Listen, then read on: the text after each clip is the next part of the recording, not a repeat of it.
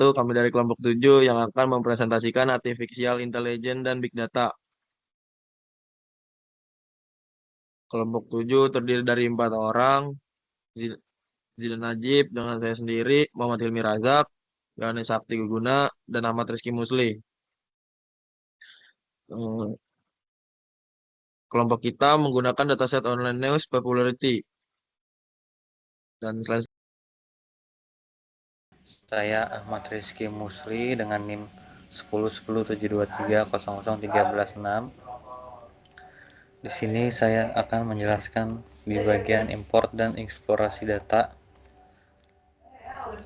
Import library ini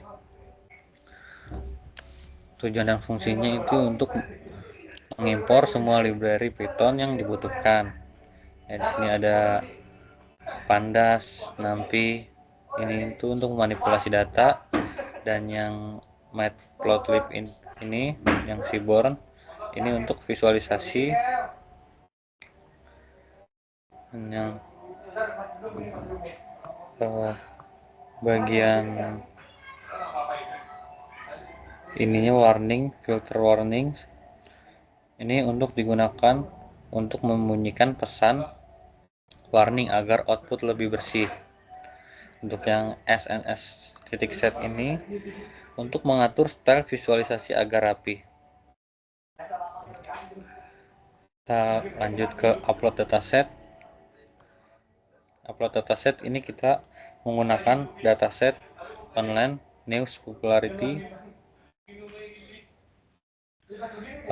Fungsi dan tujuan sini, dataset ini fungsinya untuk membaca dataset online news popularity dari file, membersihkan nama kolom dari spasi yang tak perlu, menampilkan informasi dasar kayak 5 baris awal, ukuran data, tipe data tiap kolom, statistik dan deskriptif, dan visualisasi, distribusi atau share. Ini hasil outputnya, keluarannya. Di sini ada jumlah barisnya ada 39.644, jumlah kolomnya 61. Ini untuk keluarannya yang 00, kon dan detif. Ini keluarannya. Ini. Nah, distribusi jumlah share ini perintahnya ada di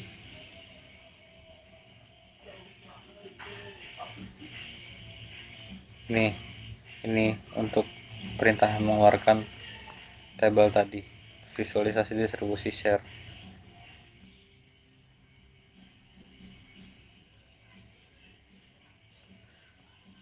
Nah, sini ada angka 20.000, 40.000, 60.000, dan 80.000.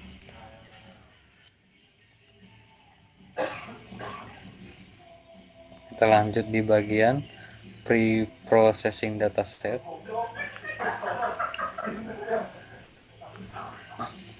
Pre-processing dataset ini fungsinya dan tujuan ini untuk mengecek data duplikat dan missing value, membuat kolom target biner populer, 1 untuk populer, 0 untuk tidak populer. Visualisasi distribusi kelas target atau cek apakah data imbang. Nah, ini untuk cek duplikasi, ini perintahnya print jumlah data duplikat. Jumlah data duplikat sini ada 0. Cek missing value-nya ini juga 0 juga. 0 semua. Dan untuk distribusi kelas ini, tabel ini, untuk yang tidak populer ini yang pendek, yang populer ini yang panjang, atau yang tidak populer ini lebih sedikit, populer ini lebih banyak. Untuk yang tidak populer ini di angka sekitar 1400 ke bawah. Untuk yang populer itu di angka 1000 400 ke atas.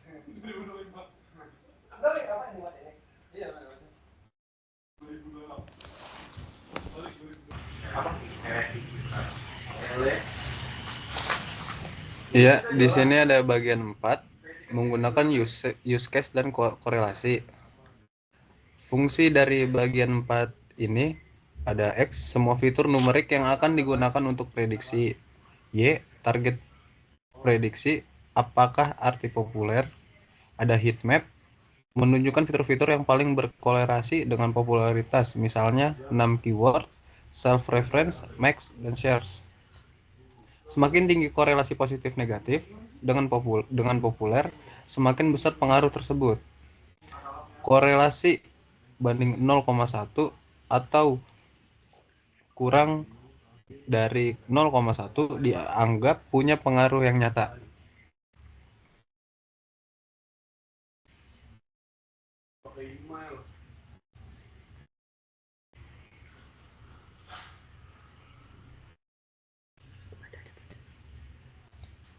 Nah, di sini ada sumbu Y. Di sisi kiri grafik terdapat nama-nama fitur dari dataset seperti KW AVG, data channel is-tag, global subjectivity, self-reference mean share, dan lain-lain. Ini adalah variabel input yang digunakan untuk memprediksi apakah artikel akan populer atau tidak populer.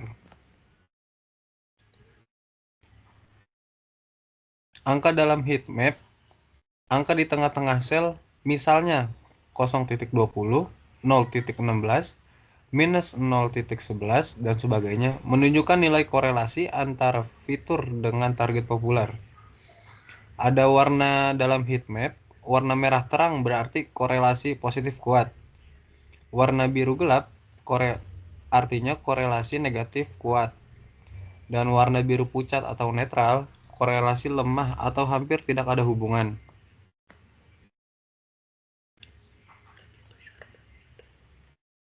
Korelasi nilai atau arti umum lebih besar daripada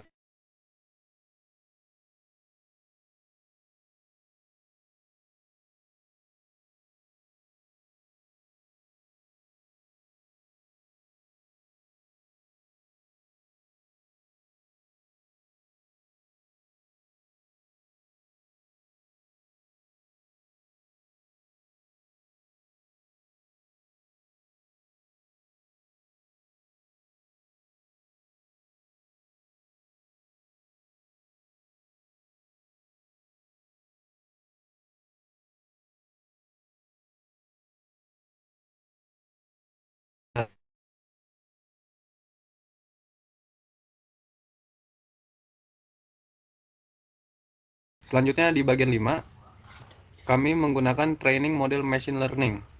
Fungsi dan tujuannya ada standard scaler, menstandarkan data agar setiap fitur memiliki min 0 dan standar deviasi 1.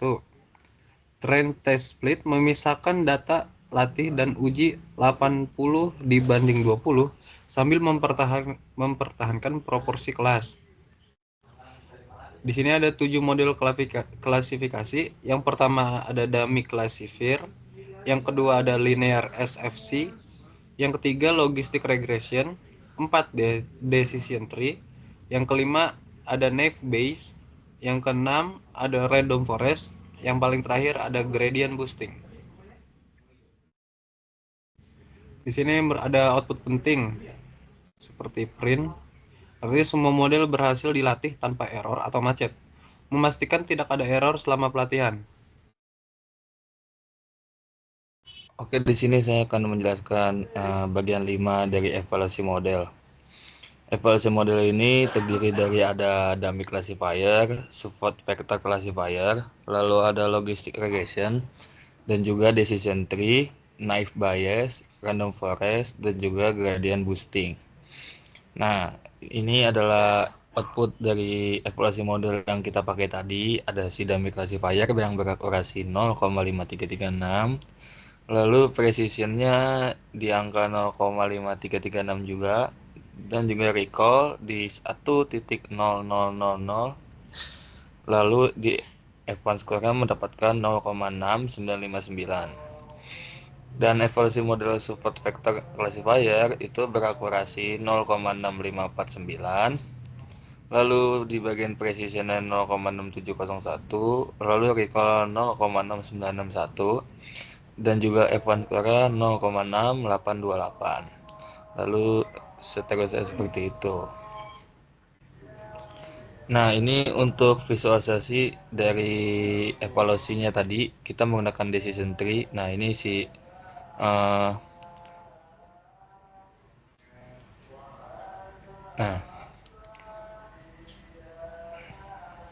nah, ini visualisasi tree pertama dari random forest yang tadi, evaluasi model random forest tadi. Seperti ini kira-kira. Lalu ada visualisasi tree-nya dari gradient boosting. Nah, ini untuk bagian 6, summary akhir. Kita menggunakan summary akhir untuk membuat modelnya tadi, si dummy, SFC, logistic regression, decision tree, naive bias, random forest, dan juga gradient boost. Untuk mencari model akurasi, precision, recall, dan F1 untuk kita bandingkan dengan yang tadi. Kalau di summary akhir, outputnya maka seperti ini. Kurang lebih memang sama ya, cuman beda di angka belakangnya doang biasanya. Tinggal kita pilih aja nanti kita mau menggunakan model summary atau evaluasi seperti tadi. Lalu untuk bagian evaluasi rekomendasi model terbaik, nah ini kita mencari di mana model terbaik kami yang bisa kami pakai untuk memvisualisasikan dataset yang kita pakai. Nah, ini ringkasan evaluasi model. Nah, model gradient boosting mendapatkan akurasi 0,665153. Lalu di bagian precisionnya 0,673645, dan juga di bagian recall ada 0,722524. F1 skora 0,697229. Nah, di sini kita mendapatkan model dari rekomendasi terbaiknya, yaitu pada gradient boosting dengan F1 score 0,6972. Berarti dia yang benar-benar paling mendekati dari dataset tersebut. Nah, baik, sekian, terima kasih. Kami dari kelompok 7, kurang lebihnya mohon maaf. Assalamualaikum warahmatullahi wabarakatuh.